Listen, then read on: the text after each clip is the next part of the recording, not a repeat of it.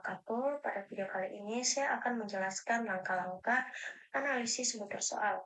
Analisis butir soal adalah proses menilai kualitas setiap soal dalam tes untuk mengetahui apakah soal tersebut layak digunakan. Analisis ini meliputi tingkat kesukaran, daya pembeda, validitas, reliabilitas, dan efektivitas pengecok. Tujuannya agar soal yang digunakan mampu mengukur kemampuan siswa secara tepat dan akurat. Langkah pertama yang harus disiapkan adalah data hasil tes siswa yang meliputi nomor peserta, jawaban, dan skor tiap soal. Untuk soal pilihan ganda diberi skor 1 apabila jawaban benar dan diberi skor 0 apabila jawaban salah. Kemudian menghitung skor total dari keseluruhan jawaban siswa. Di sini saya menggunakan rumus sama dengan sum, lalu blok keseluruhan skor jawaban peserta, lalu enter. Dan tarik ke bawah untuk mempermudah menghitung skor total. Setelah menghitung skor total, selanjutnya kita akan menghitung validitas butir soal. Validitas butir soal adalah tingkat ketepatan suatu butir soal dalam mengukur kemampuan atau kompetensi yang seharusnya diukur.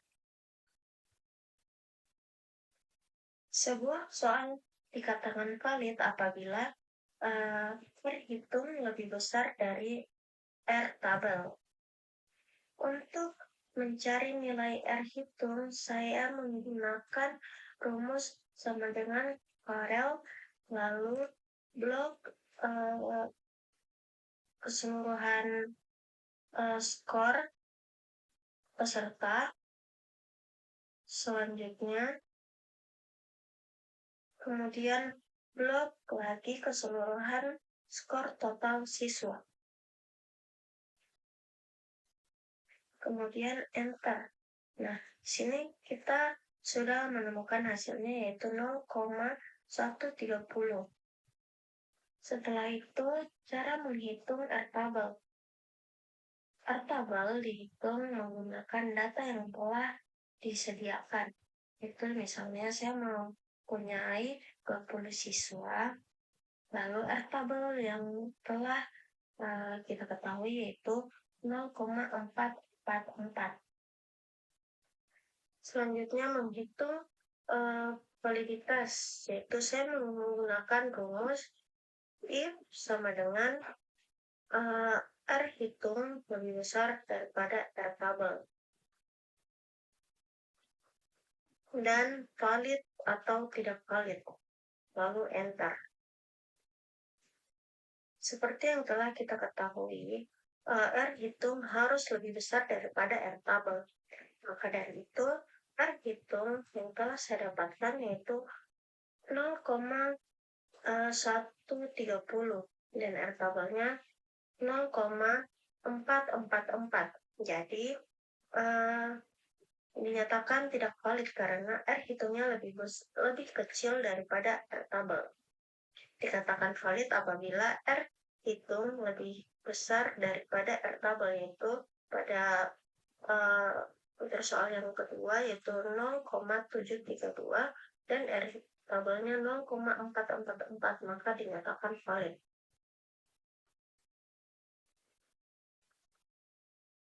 Selanjutnya mencari reliabilitas tes.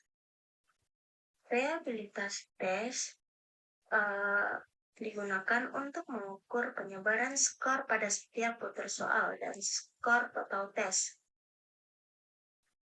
Nah, di sini saya menggunakan rumus Cronbach alpha yang saya cari di bagian varian.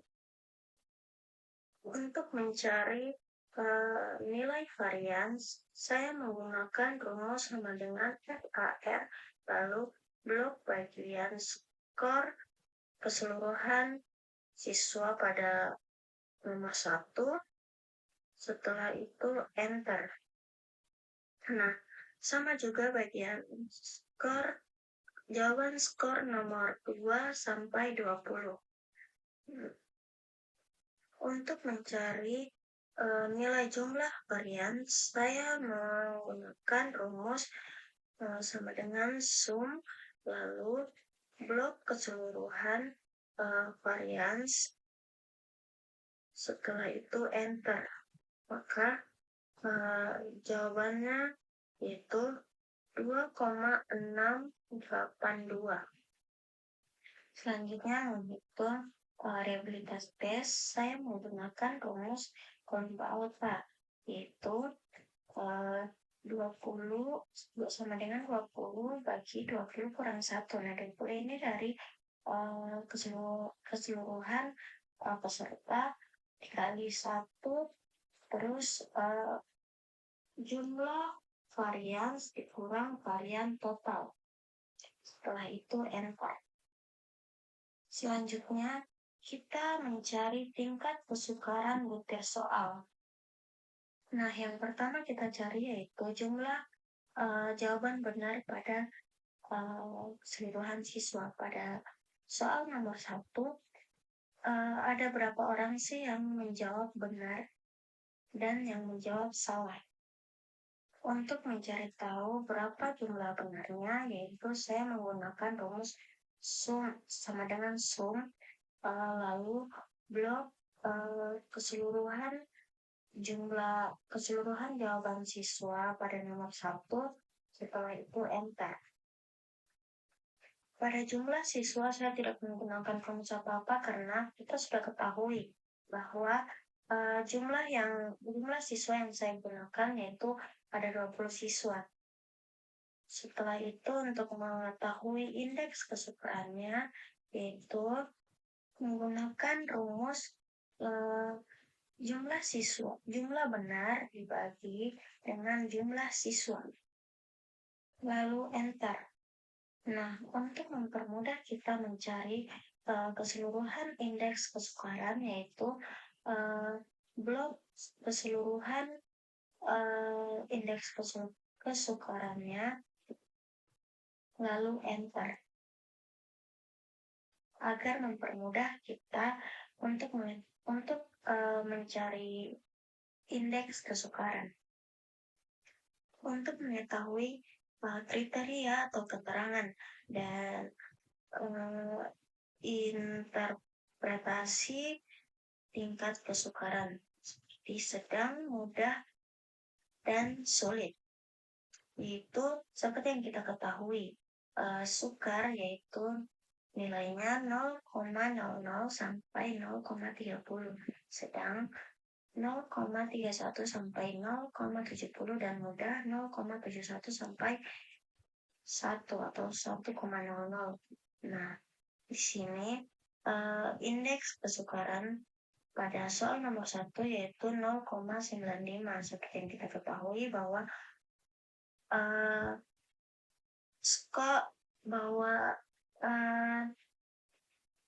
yang mudah itu 0,71 sampai 1,00. Kita akan menghitung daya pembeda. Cara menghitung daya pembeda yaitu langkah pertama kita harus mencari rata-rata atas. Bagaimana cara membagi kelompok siswa antara kelompok atas dan kelompok bawah? Seperti yang telah kita ketahui, saya memiliki peserta atau siswa sebanyak 20, maka kita akan membagi kelompok atas 10 dan kelompok bawah 10. Di mana pembagiannya yaitu 17 sampai 19 itu kelompok atas dan 13 sampai 18 itu kelompok bawah. Untuk menghitung rata-rata atas, saya menggunakan rumus average atau average dan memblok bagian kelompok atas, yaitu dari Elizabeth Engel sampai Fitri Sintusari, lalu enter. Sama halnya dengan menghitung rata-rata bawah, yaitu memblok bagian kelompok bawah, lalu enter. Untuk menghitung daya pembeda, saya menggunakan rumus D sama dengan PA kurang PB, D sama dengan PA kurang PB. Keterangannya PA proporsi ke kelompok atas dan atas benar dan PB proporsi kelompok bawah benar. Nah, saya menggunakan rumus ini yaitu dengan cara rata-rata atas yang benar bagi kurang rata-rata atas rata-rata bawah benar. Hasilnya itu 0,10. Seperti yang kita ketahui, kriterianya yaitu 0,40 atau lebih sangat baik, 0,30 sampai 0,39 baik, 0,20 sampai 0,29 cukup, dan 0,19 ke bawah itu kurang baik. Nah, seperti yang kita lihat di sini, 0,10 itu kurang baik, dan seterusnya.